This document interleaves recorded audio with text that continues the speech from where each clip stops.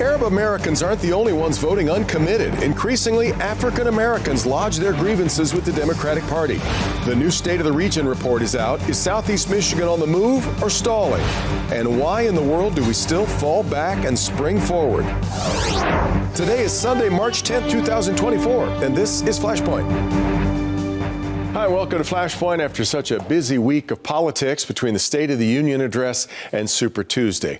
Now, it was the most drama-starved Super Tuesday that most of us can remember. It merely cemented the coming Biden-Trump rematch as Nikki Haley finally threw in the towel the day after. She represents, though, a number of Republican voters, right? Last week, we talked about where they might turn their favor. But on the Democratic side, we're all aware of President Biden's problem with Arab American voters. Well, we've seen a growing frustration with him among black voters, spelled out this past week in an op-ed in the Detroit Free Press by Wayne County Executive Warren Evans. He's here this morning to talk about why he believes the party is failing African Americans.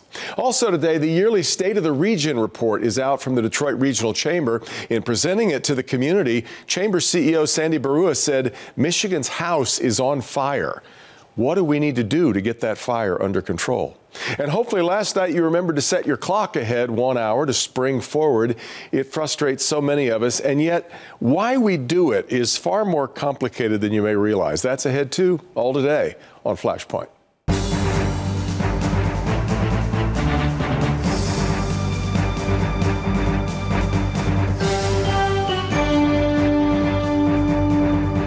Last week, an op-ed appeared in the Detroit Free Press. It opened by saying the Democratic Party not only has an Arab problem, it has a black problem. It was penned by Wayne County Executive Warren Evans, who was with me this morning to talk about it. Warren, thanks very much for being here. Thanks for having me, Devin. If I go back over the history of Flashpoint, which is getting around 25 years now or so, this has been a topic almost every election season. Adolph Mongo talks about it on this program all the time. This frustration that you're a foregone conclusion as a Democratic supporter. Yeah, and so therefore, many of the people that I'm closest to that are constituents who have, been gracious enough to put me in office for 3 times, also aren't heard. And so that's the disconnect. I mean, I've talked with my counterparts, but mayor of the city of Flint, Benton Harbor, and many of those. And they have an organization. Sheldon Neely, the mayor of Flint, has gotten pretty active on this front, too.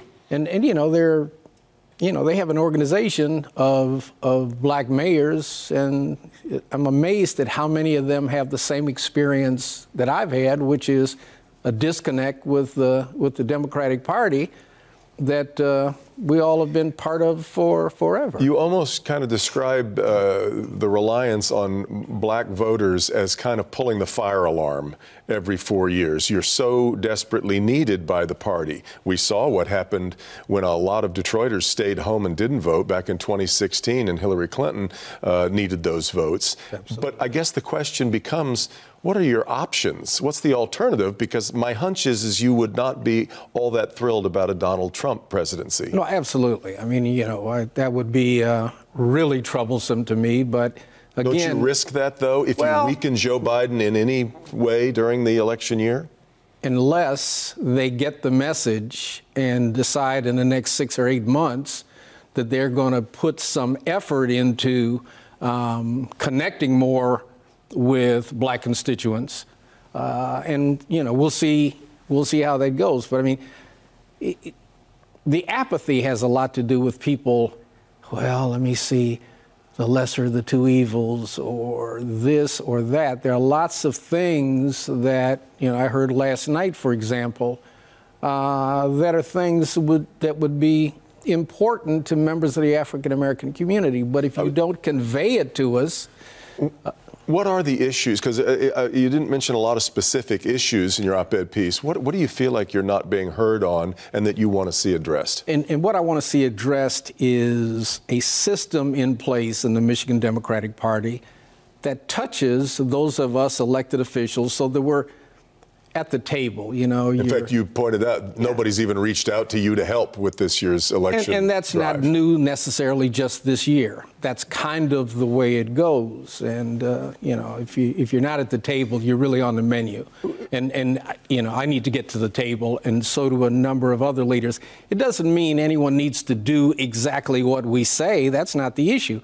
If you haven't heard the concerns, then how do you adapt your policy? Why is it always a policy developed and then 4 weeks before an election, we need to get out the vote? No, that's not the way it's going to work. Some issues face all of us that we all face equally as voters, right? The economy is always going to be a big issue, no matter grocery store bills right now. What are the specific issues, though, that you're not hearing discussed that you want on the table? When the Democratic Party is putting together its policies for the state, number one, and its mechanism to get out the vote in the state, what we're simply saying is talk to us in the beginning, listen to us in the beginning. Hopefully we will be able to give you something that will help you formulate the policy that you want us to sell 4 weeks before the election.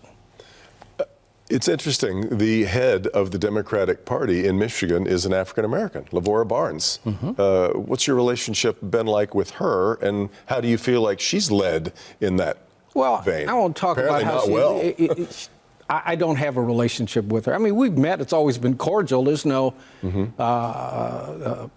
personal friction. It's just I don't meet with her. When the Michigan Democratic Party is putting its policy issues together, I'm not at the table, and it appears to me that the other similarly situated mayors have all told me the same thing. That's something they can fix. I mean, there's no particular ask that I have other than to be included. As you're setting policy, as you're executing the policy, I don't know why you wouldn't see it beneficial to you to get the input from someone who's been elected time and time again with large majorities of the vote. I mean, to me, that's what democracy is about. And you point out you're I guess, the second highest ranking African-American elected official in the state, I guess, behind only Garland Gilchrist, right? Yeah, and maybe, depends on how you look at it. But please understand, how my chart would be Garland drawn. is very restricted in his statutory duties, and so when you talk about the governance, my next question. What's the governor's role in this? Yeah, she's the leader, really, of the Democratic Party in the state. I've always had a good relationship directly with the governor, very personal relationship, personable relationship. But when it comes to policy issues, there has been a disconnect. And, you know, for a long time, I thought maybe the disconnect was just with me. But when I have all of the other mayors that look like me in the same situation, then there's a policy change that needs to occur, a structural change. So would you describe, do you think a threat to stay home, because you pointed out most African-American voters didn't vote uncommitted, they just didn't vote. Right. And that's at great risk for the Democratic Party. And the reason that happens, Devin, is because they don't feel connected to the party and what the party says it's doing well. I mean, you know, We've also arrived at a place where the largest majority African-American city in America has no black representation in Congress. Absolutely. And if you look at all of the statewide officers, there's nobody else there of color either. I mean, good people, but, you know, like anywhere else, if you see somebody that looks like you, that you think's doing well, or that you can believe, and is in your community, so they're talking to you at the store, they're talking to you at the gas station. That's where I am. I mean, I've been a Detroiter my entire life. I talk to regular citizens regularly, and it's uncomfortable when you don't have any input in the policies that you're supposed to be helping to try to sell. I suppose you could put yourself in a position where you have the opportunity to affect more change in Detroit, and that might be as mayor of Detroit. You've talked about thinking about running for mayor. Where are you on that? And feel free to make an announcement today. We've got a lot of people watching. Still a thought, but you know, the issue, whether it's mayor or whether it's county executive, I mean, the same constituencies vote for us both. Fair. So are you interested in what I have to say? or are you not interested? If you're not interested, please tell me. It'll save me a lot of work. But it's not good for the party. It's not good for getting rid of apathy, and it's certainly not good for motivating folk. We've got a long way still till Election Day. I trust you and I will talk again as we move forward and see if you feel any sense of change. Look forward to it. Warren Evans, Wayne County Executive, thanks for being here.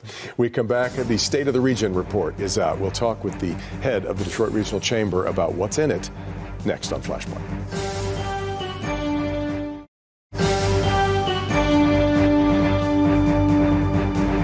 Welcome back. This is the State of the Region report issued by the Detroit Regional Chamber every year. It includes a mix of findings, both positive and not so much. It came with a dramatic warning, though, from the head of the chamber, and Sandy Barua is here to talk about it. As we were there for the rollout of this report, I believe your quote was, "Michigan's house is on fire." Michigan's population equals Michigan's prosperity. Had the pleasure of serving on the Governor's Population Council last year and into this year. And when we finally finished the report and I was asked to comment on it, I said, our house is on fire. We are 49th out of the 50 states. I'm not good at math, but I know that's not a good place to be. Not great. When it comes to population growth, ever since the year 2000, the country has grown at 18%. We've grown at a whopping 1%. Yeah. And it shows in our prosperity. It's not just the number of people, it's the level of prosperity our people enjoy. So as we look then at the state of the region, a lot of that ends up being sort of your battery, the way that we're all used to looking at how many bars we have on our battery on our phone. This is how much battery we have in attracting new people. So let's start with, why don't you start with the good? What were the best things about our findings? So first of all, Michigan is a lot like the Lions this year. We had a really solid season. We didn't go all the way, but we had a really terrific season. But if you put it in the context of all of the seasons, say over the last 20 or 40 years, you can't take a look at Michigan and say, oh, wow, we've done really well. We are losing ground. But the good news is that, one, our unemployment rate in both the Detroit region and statewide, we're at the national average, which is really terrific. Yep. If you look at our GDP growth, again, a little bit below the national average, but much better than we have been in the past. Labor force participation. This is something I noted at the event. Michigan and the Detroit region continually lag in terms of our percentage of working age adults that are in the labor force. Just this last quarter, we ended up coming within 0.3% of the national average. Now, I don't know how long that's going to last. I don't know if it's an anomaly, but it's good news right now. So then, counter to all of that, the biggest headwinds that you found and the things that trouble you the most? So one, when you look at from kind of policy, I am concerned about, the politicization of the EV conversation. I'm old enough to remember what the auto discussions were in the 1970s with the threat from the Japanese, the movement to downsize cars to get better fuel economy. And frankly, the companies didn't do their part. Now the companies are trying to do their part to kind of move to the new technology, but Michiganders as a whole are really skeptical about that and actually have made it a political issue. That's the strength of the politicizing of it, right? Exactly right. And so, I am concerned about that. I'm sorry, I missed one other piece of really good news, and that is the number of new business starts. Oh, yeah. We are off the charts, literally off the charts in Michigan and across the Detroit region in people applying for business permits, which is translating into new business starts.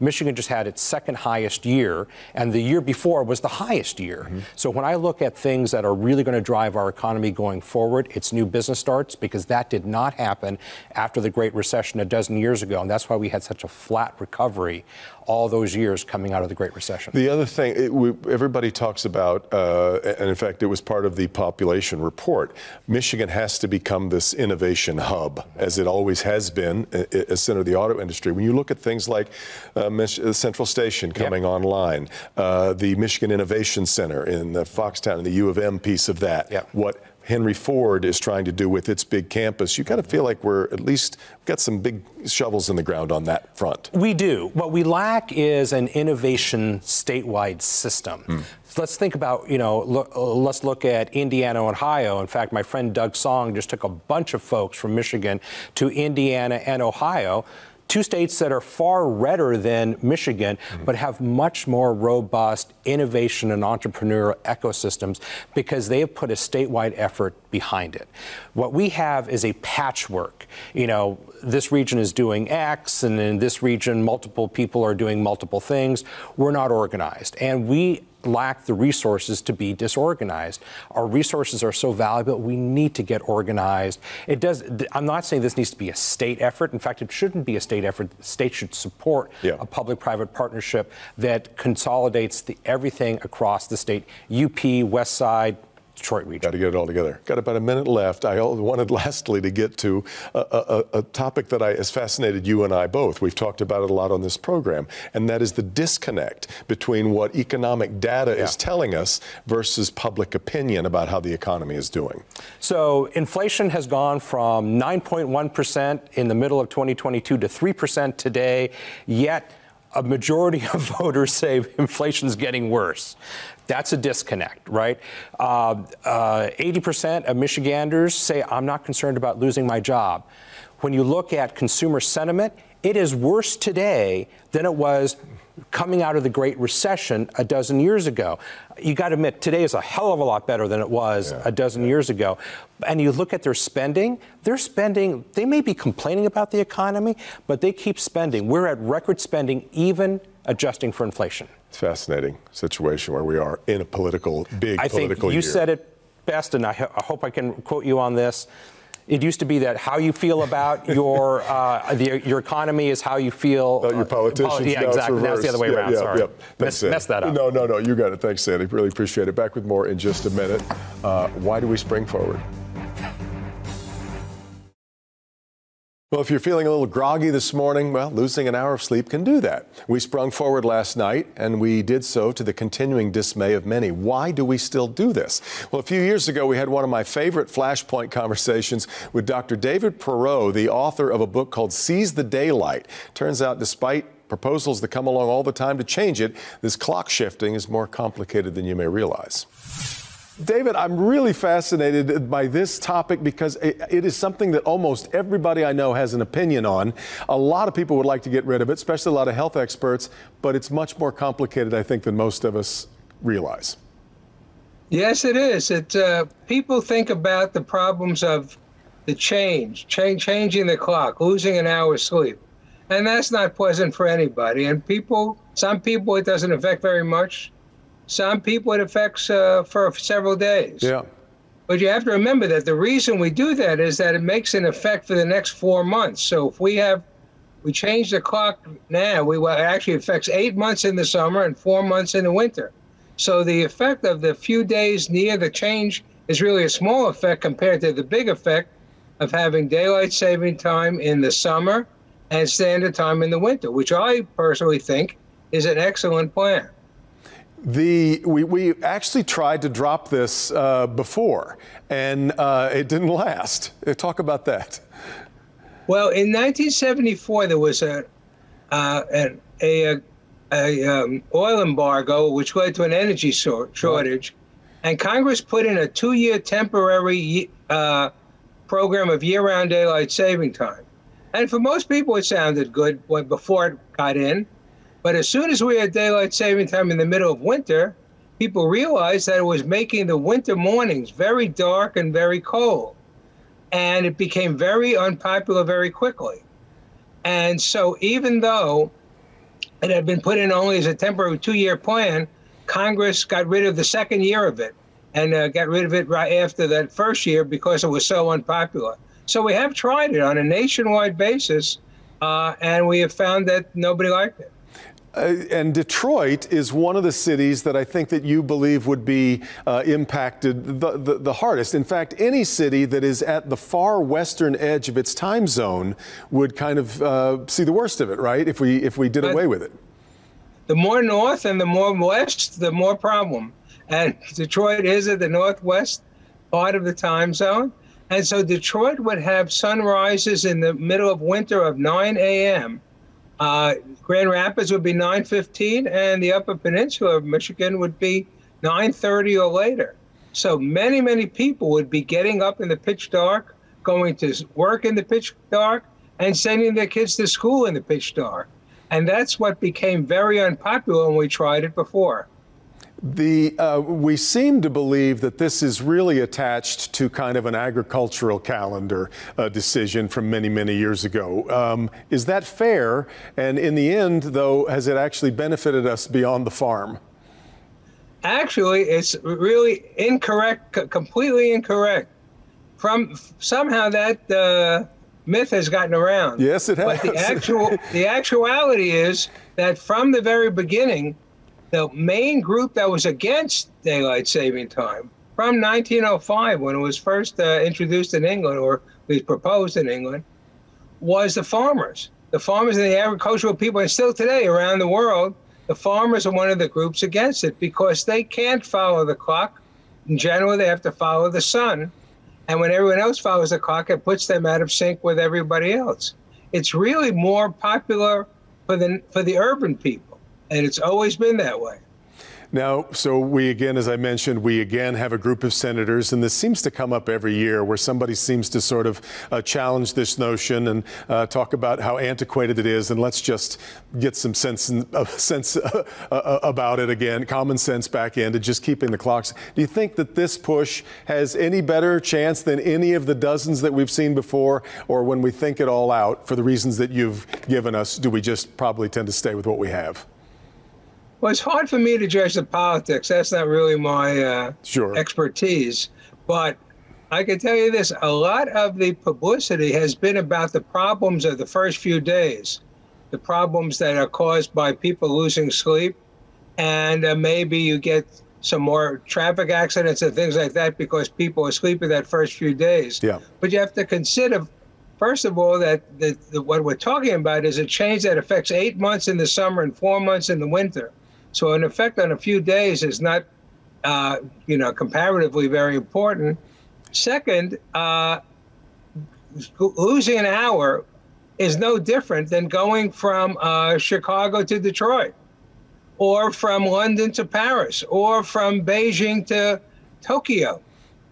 People have been changing time zones and losing an hour all around the world all the time, and somehow they survive it. It's not a big deal for most people. In fact, when you travel, what you normally do is if you think you're going to lose some sleep, you prepare a little. Maybe you go to sleep a little earlier on the day before or the day you're going to travel because you know you're going to lose an hour. There you go. And I think the same thing could happen with people for the normal daylight saving time. If people just prepared a day or two beforehand and got a little extra sleep, I think it might eliminate many of the problems that we do have on the transition times. We don't think of jet lag as being for a 1 hour time change. It's so right. Dr. David Perot, really fascinating stuff. Great to have you on the program. Thanks so much for your time. Happy to be with you, Deb. You bet. So, to Dr. Perot's way of thinking, here's your 1 day of pain for 8 months of benefit. That's going to do it for us. Meet the Press coming up next. Have a great week. We'll see you next time for Flashpoint.